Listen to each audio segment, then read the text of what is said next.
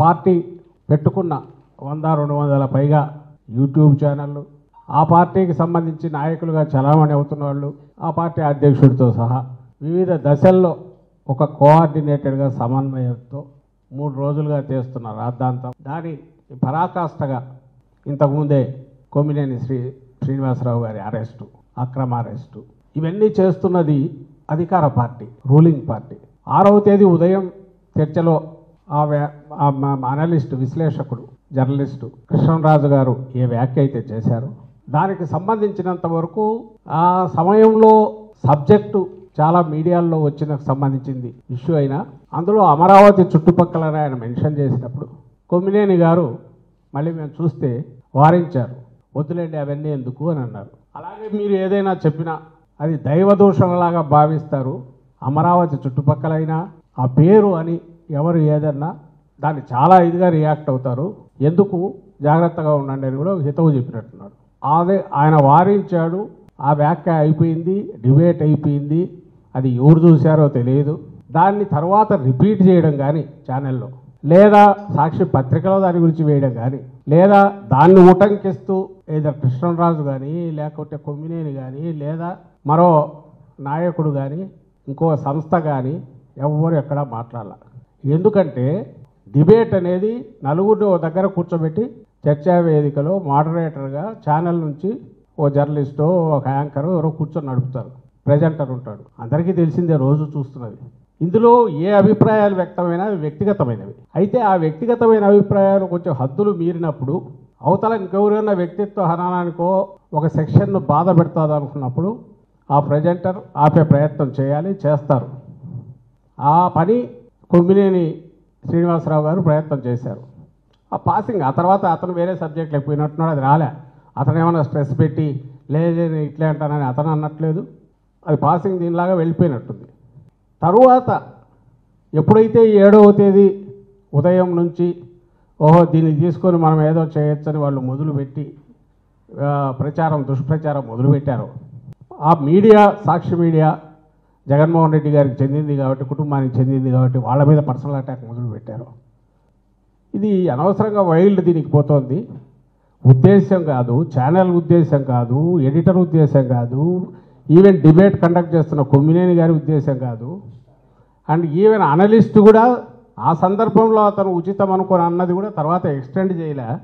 Like వాళ్ళ ఛానళ్ళలో జరిగే డిస్కషన్లో స్ట్రెస్ పెట్టి అవును నేను అన్నది కరెక్ట్ అని ఒకవేళ వీళ్ళు వారించినట్టు నటించిన ఆ ప్రజెంటరు వాళ్ళు దుందుడుగ్గా మాట్లాడిన సందర్భాలు చాలా ఉన్నాయి స్ట్రెస్ పెట్టి. అలాంటిది కూడా ఇక్కడ జరగలే. ఏబిఎన్లోనో TV5లోనో చూస్తే ఆ ఛానల్స్లో వందల డిస్కషన్స్ అసలు మొదలు పెట్టడం దగ్గర నుంచి క్యారెక్టర్ అసాసినేషన్తో జగన్మోహన్ రెడ్డి గారి గురించి కానీ, వైఎస్ఆర్సీపీ నాయకుల గురించి కానీ, దుర్భాషలు అక్కడ డిబేట్లు పార్టిసిపేట్ చేసుకున్న వాళ్ళ గురించి కానీ, లేదా ఇంకొక నాయకుడు ఎన్నో జరిగినాయి.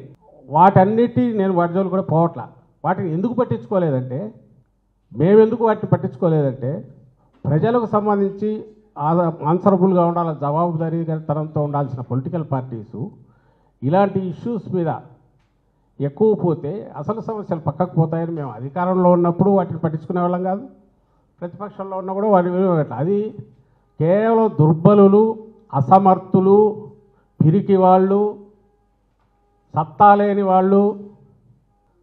వాళ్ళు మాత్రమే బూతులకు లేదా ఇలాంటి అసభ్యకరమైన వాటికి ఇష్యూస్ను డైవర్ట్ చేయడానికి, అసలు ఇష్యూస్ను అడ్రస్ చేయకుండా జడిసి పక్కకు పోవడానికి ఇచ్చేస్తారు తప్ప జగన్మోహన్ రెడ్డి గారు కానీ వైఎస్ఆర్సీపీ కానీ ఎప్పుడూ అలాంటి దుర్బలత్వంలో లేదు.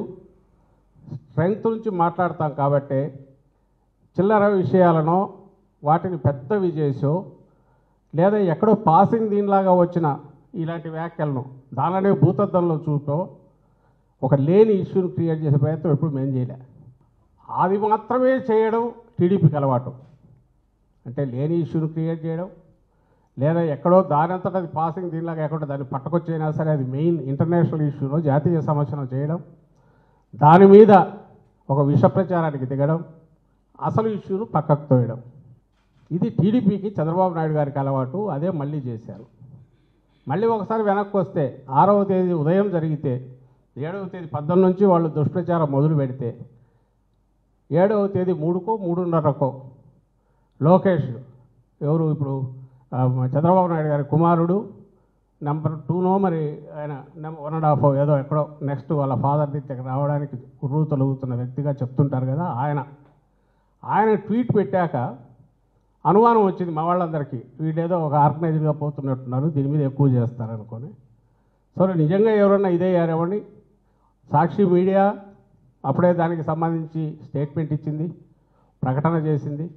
ఛానల్కి ఇది ఎలాంటి సంబంధం లేదు, ఇలాంటి వాటిని ఎంకరేజ్ చేయము, దానికి సంబంధించి ఖండిస్తున్నాము. అండ్ అది ఆయన వ్యక్తిగత అభిప్రాయం అయినప్పటికీ అది కరెక్ట్ కాదని అప్పుడు చెప్పాము. మా స్టాండ్ ఇప్పటికే అది సాక్షి మీడియా స్పష్టంగా స్క్రీన్ మీద బిగ్ బ్రేక్ కింద పెద్ద స్టేట్మెంట్ ఇచ్చింది.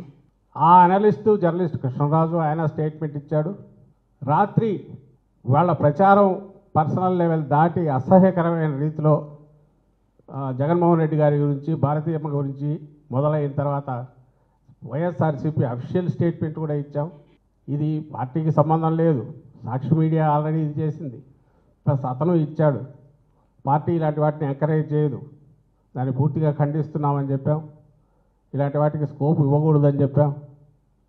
దయచేసి దీని ఇంతటితో వదిలేయండి అని కూడా చెప్పాం. ఇది 7వ తేదీ జరిగింది. 8వ తేదీ ఇంకా ఎక్కువైంది. 7వ తేదీ ఒక స్థాయిలో జరిగితే 8 వచ్చేసరికి రాష్ట్ర వ్యాప్తంగా అని చెప్పి కంప్లైంట్లు 7వ తేదీ నుంచి మొదలయ్యాయి. 8 వచ్చేసరికి ప్రదర్శనలని ఆర్గనైజ్ చేశారు. ఇంకా ఆ దుర్భాషలు కానీ, వీధుల్లో వీళ్ళు దిష్టి బొమ్మలను దగ్ధం చేయడం కానీ, సాక్షి ఆఫీసుల మీదకి వెళ్ళడం కానీ, ఇంకా దాని అరాచకానికి పరాకాష్ఠగా కనపడుతుంది. అర్థం కాని విషయం, నిజంగా ఎవరైనా డెలిబరేట్ చేసినా కూడా, అంటే కావాలని ఎవరన్నా అనింటి నాది పొరపాటు అయిపోయిందంటే అక్కడికి వదిలేస్తారు. అలాంటిది ఎలాంటి ఉద్దేశము లేకుండా అనుకోకుండా జరిగిన దాని మీద అప్పుడే కూడా ఒక స్టేజ్ వరకు రియాక్ట్ అయ్యి నిన్న కొమ్మినేని చెప్పిందంటూ నేను కూడా చూశాను. అతను ఏ ఎక్స్టెంట్కి పోయాడంటే, నేను 18 ఏళ్ళుగా నేను ఇవి కండక్ట్ చేస్తున్నాను, చాలా డిగ్నిఫైడ్గా నిబద్ధతతో చేస్తుంటారని అందరూ అంటారు. నేను ఎక్కడ ఎవరిని ఎంకరేజ్ చేయను, భాష పరంగా కానీ మీరే పాతం చూడండి. ఇక్కడ కూడా వారించబోయాను. మేబీ ఇప్పుడు మీ స్టేట్మెంట్స్ చూస్తుంటే ఇంకా గట్టిగా చెప్పిండాల్సిందేమో, అది నాదే పొరపాటు అని ఓన్ కూడా చేసుకొని క్షమాపణలు కూడా కోరాను. ఏం కావాలి అంతకంటే నాకు అర్థం కావట్లా. ఎవరు మొండిగా ఏది ఇది మళ్ళీ చెప్తున్నా, ఇది కృత్రిమంగా ఆర్గనైజ్ చేసిన వాళ్ళతో నడుపుతున్న ప్రదర్శనలు ఇవన్నీ. They are not natural. సహజంగా ఎవరికో కోపం తన్నుకొని వచ్చినవి కాదు. ఎందుకు కాదు అని అంటే ఆ దాంట్లో ఉద్దేశం లేదు, అది ఒక ప్రచారం కింద ఎవరు మార్చుకోలే, దాని జనం కూడా ఎవరు పట్టించుకోలే. మీ తెలుగుదేశం పార్టీ వాళ్ళు అక్కడ ఉన్న కొద్దిమందిని ఆర్గనైజ్ చేసి, లేదా రాష్ట్ర వ్యాప్తంగా ఆర్గనైజ్ చేసి అధికారంలో ఉన్నారు కాబట్టి తప్పుడు కేసులు పెట్టి హెరాస్ చేయడానికి దీన్ని వాడుకుంటున్నారు. అంతా చేసి ఈ 3 రోజులుగా ఇది అయిన తర్వాత 7వ తేదీ అయ్యి నిన్నటికి వచ్చేసరికి చంద్రబాబు నాయుడు గారి స్టేట్మెంట్, ఆయన కూడా మళ్ళీ ఇది పెట్టాడు, ఏది ఆ వీడియో పెట్టి కృష్ణరాజు కామెంట్స్ పెట్టి, మళ్ళీ తర్వాత పవన్ కళ్యాణ్ గారి స్టేట్మెంట్, ఆ తర్వాత ఆయన ట్వీట్. అంటే అంచెలంచెలుగా ఇంకా ఇది ఎంతకాలం దీన్ని లైవ్లో ఉంచాలా, ఎంతకాలం ఇదే రాష్ట్రాన్ని వేధిస్తున్న ప్రధానమైన సమస్యగా చూపాలా, ఎంతకాలం అసలు అమరావతి అనేది మీద మీరు నోరెత్తుతారా, అసలు అమరావతి పేరు ఉచ్చరిస్తారా మీరు అనే కోపం ప్రదర్శించాలా, అది రాష్ట్ర ప్రజలందరికీ కోపంగా ఉందని ఎట్లా ఇంప్రెస్ చేయాలా.